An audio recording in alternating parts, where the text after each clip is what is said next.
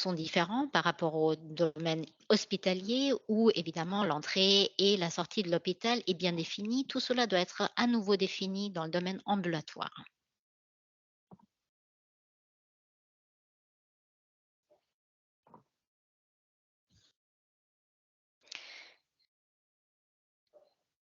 Malheureusement, je n'arrive pas à gérer mes propres slides parce que quelqu'un reprend à chaque fois la direction. Très bien, donc ce contact avec les patients, donc je poursuis. Ce contact avec les patients, comprend la totalité des prestations de, la journée d'opération. Donc nous avons déjà entendu que l'infrastructure doit être, montrée, ensuite tout ce qui est fait par le personnel. Tout cela doit être intégré dans le forfait et voilà, l'idée du contact avec le patient comprend tout ce qui est fait autour de cette opération. Nous avons aussi vu que nous avons, dans la législation une définition d'un fournisseur de prestataire est toujours un prestataire ou un médecin, donc un hôpital ou un médecin et cette interprétation a fait en sorte à ce que nous avons un traitement non égal. Si par exemple un patient est, traité pour 2 diagnostics le même jour. Un exemple, le patient se rend, le matin, chez un médecin et puis l'après-midi chez l'autre. Donc si les 2 interventions ou consultations ont lieu dans le même hôpital, sur la base de la législation, c'est un forfait finalement. Toutefois, en cabinet privé, on parlerait de 2 fournisseurs de prestations. C'est pour cela que dans le cadre des forfaits ambulatoires, nous avons pensé comment nous pouvons améliorer cette situation et puis nous avons conclu qu'un fournisseur de prestataires doit être défini dans le domaine ambulatoire et finalement c'était très simple. Donc soit il s'agit d'un médecin en cabinet privé par exemple ou alors, c'est un certain, département de spécialisation. Dans le domaine, médical, donc cela peut être un titre de spécialiste selon, l'ISFM, une sage-femme ou chiropraticien. Et sur la base de cette définition, nous avons pu aussi, trouver une nouvelle définition du contact patient. Un contact patient est maintenant défini par la rencontre physique ou, oralement à distance entre un patient et un fournisseur de prestations en ambulatoire. Donc dans ce cadre, une mesure diagnostique ou thérapeutique est prise par un fournisseur de prestations en ambulatoire en faveur d'un patient. Donc vous voyez, maintenant je n'ai parlé que de ce contact, patient et pas du tout, des forfaits ambulatoires et c'est tout à fait juste, parce que le contact patient est un élément qui ou un système qui peut être appliqué partout en ambulatoire et uniquement une fois que nous avons défini le contact patient, nous pouvons aussi trouver un moyen de facturation d'un forfait ambulatoire. Donc soit avec justement ce genre de forfait ambulatoire ou un tarif à la prestation. Donc il n'y a pas de forme mixte. On ne peut pas facturer un forfait ambulatoire et puis à côté encore des prestations TARDOC dans le cadre d'un contact patient. Je reviens vers mon exemple avec les 2 médecins comme que le même patient voit le matin et l'après-midi. Donc, on peut dans ce cas-là utiliser 2 soit des forfaits ambulatoires ou, tarifs à la prestation. Et j'aimerais brièvement parler de ce que monsieur Rude a dit. C'est quelque chose qui nous tient à cœur aussi, donc et la définition du, heu, fournisseur de prestations et la définition du contact, patient et de la facturation. Ce sont des éléments assez techniques, je dirais et il ne faudrait pas avoir de marge pour l'interprétation parce que c'est ce que vous avez dit. Nous souhaitons absolument éviter de futures discussions, donc nous avons besoin d'une définition très technique comme base.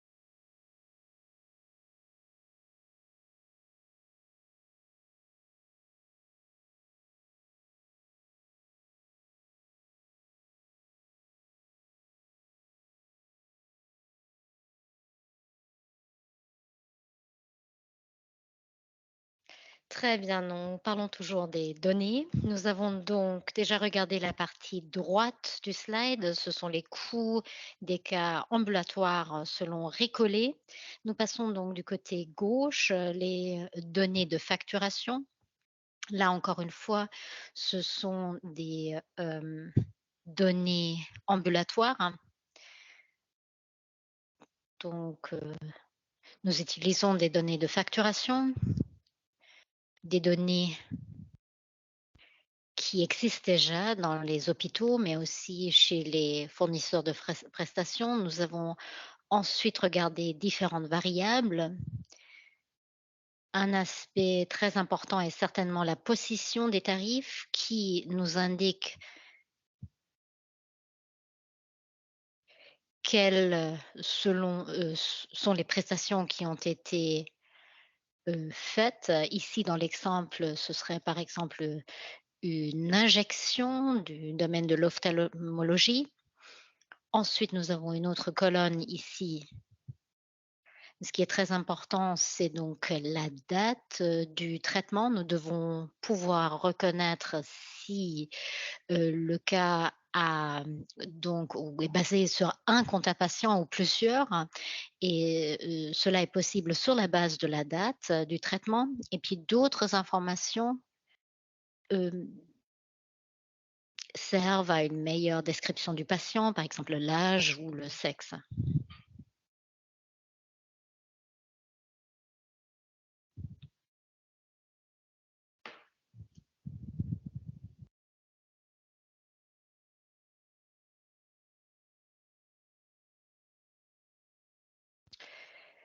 Donc, en 2020-2021, les données ont été, utilisées. En tout, nous avons, 47 hôpitaux de réseau qui participent et puis les hôpitaux dans le set de données de calcul, nous en avons 31 et puis en tout, dans les hôpitaux, nous avons, reçu plus de 5 millions de cas livrés.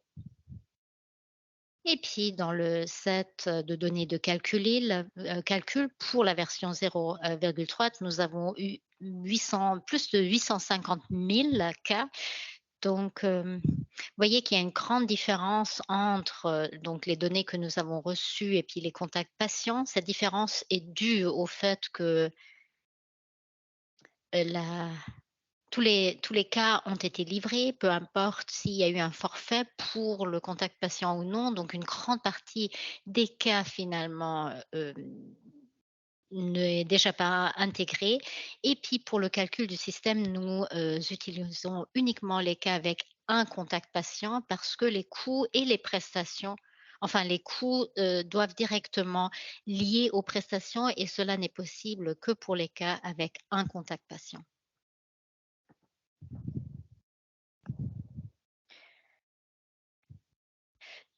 Donc un autre pilier important des forfaits ambulatoires est l'arbre de décision. Encore une fois, nous regardons le domaine hospitalier comme nous le connaissons depuis, longtemps avec Swiss DRG.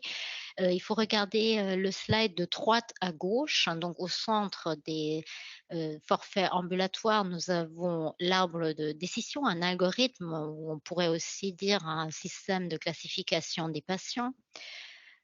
Classification des patients dans le sens où chaque contact patient est directement lié à, un groupe de cas et comme, dans le domaine hospitalier que cela est divisé en différentes étapes, on va donc créer un lien entre le cas de base et un capitulum, comme nous l'appelons. Dans le capitulum, nous établissons différents groupes de cas de base et puis, une homogénéité médicale est au centre et un grand nombre des groupes de cas de base, sont encore différenciés selon les ressources nécessaires. Donc A pour le plus grand besoin de ressources, et puis les autres lettres pour, une utilisation un peu moindre de ressources.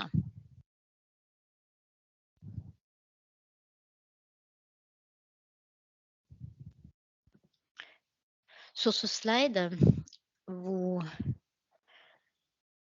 voyez l'atelier, malheureusement, non pas en direct, mais simplement un screenshot qui vous permet de voir, directement le logiciel qui a été utilisé pour le développement des forfaits ambulatoires. Grâce à ce logiciel, nous pouvons vous montrer, l'arbre de décision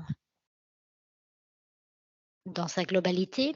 Ici, nous avons un extrait de chapitre 7, les fenêtres, en blanc. Ce sont les nœuds de décision. Vous n'arrivez certainement pas à lire, mais il y a là une logique de décision. Donc on va pas poser la question de savoir si le contact patient a reçu telle et telle prestation, quel est son âge. On va aussi, consulter les consultés. Est-ce que l'intervention a été faite, 1 fois ou 2 fois, des 2 côtés, d'un seul côté, et cetera. Ensuite, les fenêtres bleues, montrent le groupe de cas, les contacts patients qui ont pu répondre, tous les nœuds de décision par avant avec lui rentrent dans cette fenêtre bleue. Le système peut être rapidement modifié, donc on peut changer l'ordre, par exemple, des différentes fenêtres. On peut aussi adapter la logique, et donc l'arbre de décision a un grand potentiel pour un futur développement et une grande souplesse.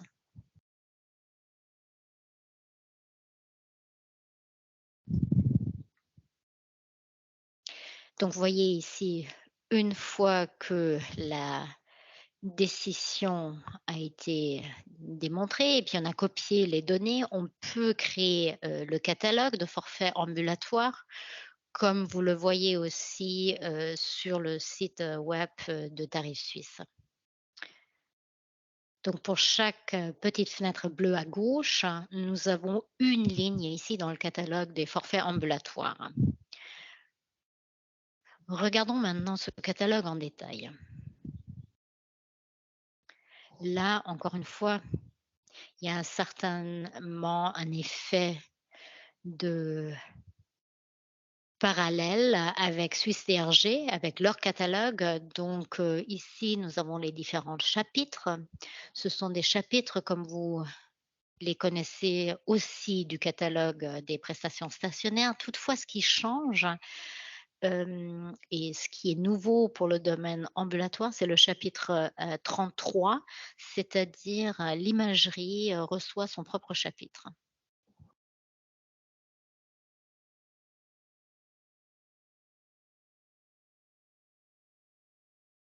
Regardons maintenant le catalogue en détail. En gros, il peut être séparé en 3 domaines, donc à, gauche, en bleu, le code alphanumérique pour, voir dans quel chapitre, on se trouve, quel, groupe, de cas de base, et comme je vous ai déjà dit, la dernière lettre nous indique si, ce groupe a été différencié ou non. Et puis ici, au milieu, le titre, du groupe de cas, donc le nom, et puis à droite, donc le coût relatif.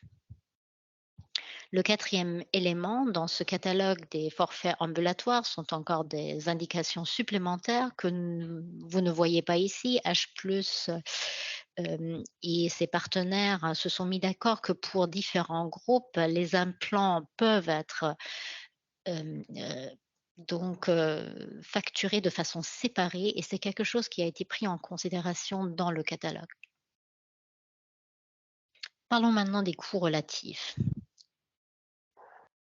À droite, donc dans le catalogue, ce qui est important ici, c'est que pour le calcul des coûts moyens, nous prenons la globalité des cas. Et quand je dis la globalité des cas, ce sont des cas facturés par forfait mais aussi les autres, hein.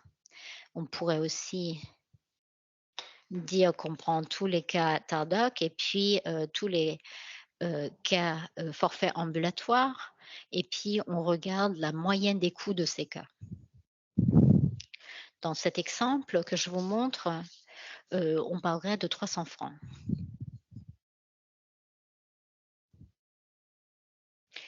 Ici maintenant le coût, relatif, déterminé pour tous les groupes de cas. Si on regarde donc les différents cas dans un groupe de cas, donc vous avez 2 exemples, groupe de cas 1 et 2 avec, les coûts moyens dans chaque groupe et puis ainsi, on a donc, le coût relatif par groupe de cas.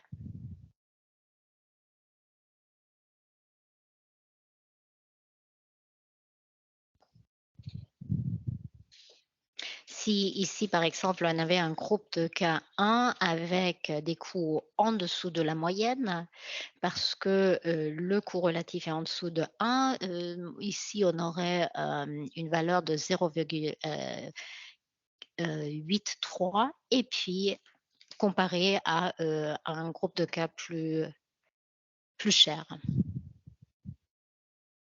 Ici, encore une illustration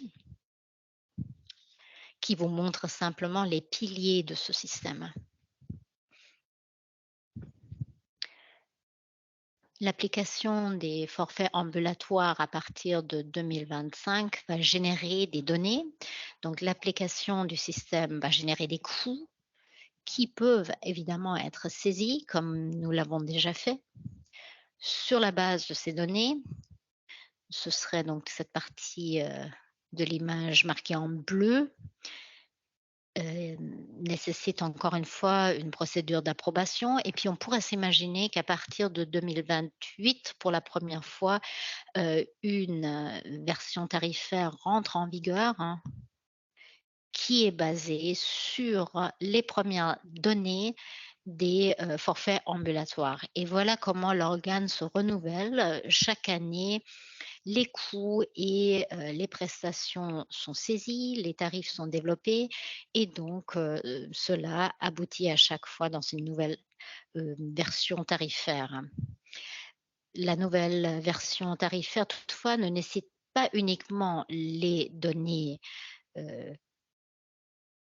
créées, mais il y a aussi, donc une procédure de demande. Pour les forfaits ambulatoires, les demandes seront, soumises par les, partenaires tarifaires, hein, donc auprès de l'organisation tarifaire qui a comme, tâche de regarder ces demandes, de les évaluer, de créer un ordre de priorité. Donc tout est basé sur des données. Donc, on va vraiment, faire un processus d'analyse pour améliorer le système. Et donc, cette procédure de demande, mais aussi les réflexions de l'organisation tarifaire, hein, feront en sorte à ce que le tarif évolue à travers le temps. Cela m'amène à la fin de ma présentation et puis je repasse, la parole à Claudia Guessar. Merci beaucoup, Stéphane. Mesdames et messieurs, vous avez maintenant vu une vue d'ensemble de cette mécanisme de base, hein. Vous avez aussi vu comment ont été créés ces forfaits ambulatoires et comment on pourra continuer à les développer. Maintenant, vous aimeriez certainement savoir comment on peut appliquer le tout. C'est pour cela que j'aimerais vous montrer un petit peu comment interagissent les forfaits et Tardoc. Donc cela me ramène sur un de mes premiers slides. Nous avons dit que nous savons maintenant un contact patient est défini. Ce contact patient comprend la totalité des prestations. Toutefois, il y a autour de cela encore d'autres prestations, sur d'autres jours, hein, ou d'autres, aspects qui doivent être démontrés et j'aimerais maintenant vous montrer cette interaction sur la base d'un patient fictif, mais quand même tout à fait possible. Notre patient le 20 janvier, eu un peu de malchance, a fait une chute, s'est blessé la main et arrive aux urgences. On fait des radiographies, des examens et on voit qu'il a, une fracture. Toutefois, on décide de ne pas opérer le même jour, mais uniquement quelques jours plus tard. C'est pour cela que le patient arrive, 2 jours plus tard en anesthésie. On va lui expliquer tout et puis le patient est intelligent. Il savait qu'il a encore le même jour l'injection intra et donc il a regroupé ces 2 rendez-vous. 2 jours plus tard, l'opération a lieu donc et l'opérateur se rend compte que finalement il y a encore des lésions, ou des anomalies dans les tissus et va faire une biopsie qu'il, envoie en pathologie où quelques jours plus tard, l'analyse a lieu. À peu près 2 semaines après l'opération, le patient, heu, se rend au contrôle, chez l'opérateur, on va enlever les fils. L'opérateur se fait des soucis pour la main et puis le même jour, il est envoyé à un premier traitement en ergothérapie. Le 20 février, le patient a un rendez-vous en ergothérapie et puis le patient est toujours intelligent. Il, a lié ce, rendez-vous à une visite pour une injection intravitréale qu'il doit faire encore. Et puis à peu près 6 semaines après l'intervention, il a le contrôle de suivi par le chirurgien avec un contrôle radiologique. Donc vous voyez, c'est un scénario tout à fait possible avec, différentes spécialisations qui rentrent en matière et puis sur différents jours. Comment est-ce que cela se présente maintenant en détail? Je vous ai déjà dit, tout d'abord, il faut définir le contact patient et nous le faisons aussi pour ce cas. Vous voyez le contact patient ici en ovale, en rond, donc en turquoise et puis le jour est toujours marqué en bleu et dans une fenêtre carrée. C'est quelque chose que vous allez aussi retrouver dans le document règles et définitions où vous avez un grand nombre de définitions, d'exemples. Donc, le patient chute, se rend aux urgences et en radiologie pour les radios.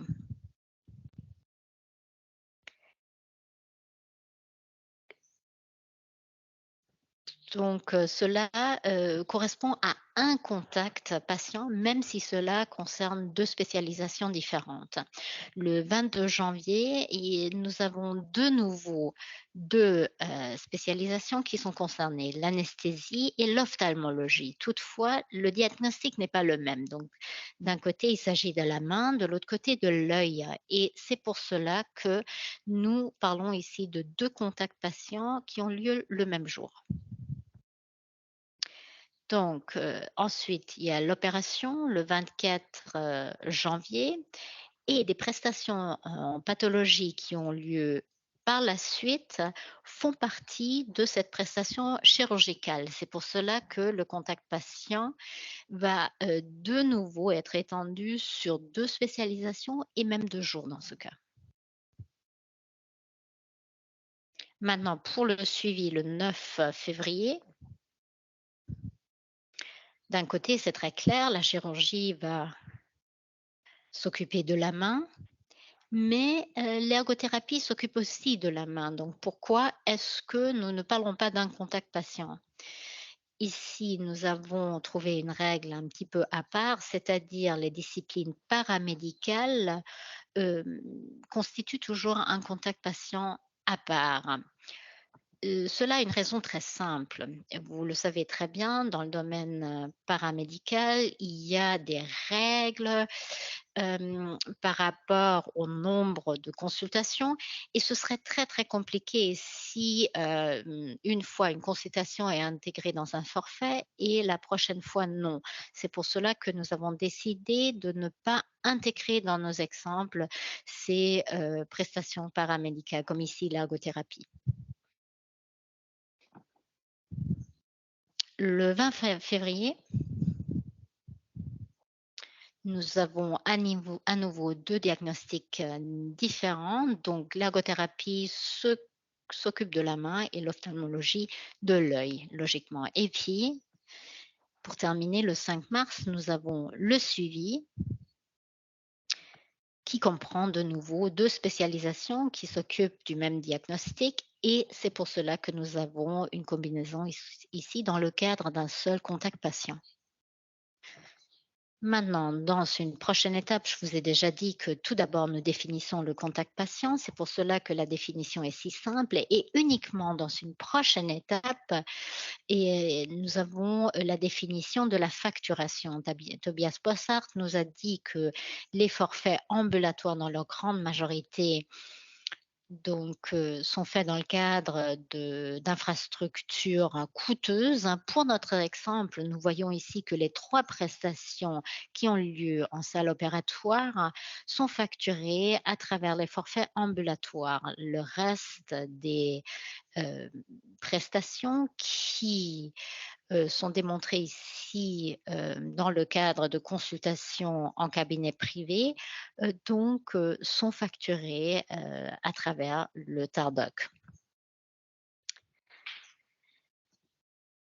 Et pour terminer, encore, quelques mots par rapport au codage. Donc pour ces cas avec des forfaits ambulatoires, nous aurions, besoin de ce codage. Nous l'avons déjà entendu aujourd'hui et puis j'aimerais attirer votre attention sur le fait que pour l'injection intravitréale, par exemple, nous avons besoin de 2 aspects. Le diagnostic, donc ici une dégénération de la macula et puis l'injection. Et puis pour, hem, l'opération de la main, il s'agit de la, fracture, hem, métacarpien 3 et de l'ostéosynthèse. Donc ces 2 aspects, le diagnostic et la procédure, ce n'est rien de nouveau. C'est quelque chose que le médecin fait de toute façon. Cela fait partie de ses responsabilités de base. L'analyse et la procédure, c'est quelque chose qui existe déjà. Donc cela ne doit pas être inventé ou traduit sur un TARMED ou TARDOC ou autre chose. C'est quelque chose qui existe déjà. Je suis donc convaincue que ce codage n'est pas analogue avec le domaine, hospitalier, nous le connaissons tous, parce que, c'est quelque chose qui est très détaillé, très, complexe, mais dans ce cas-là, c'est beaucoup plus simple. On peut soit directement, le sortir du système d'information hospitalier où nous avons déjà toute la documentation à disposition ou alors, alternativement, donc d'utiliser, d'autres personnels, même non médical, pour le faire.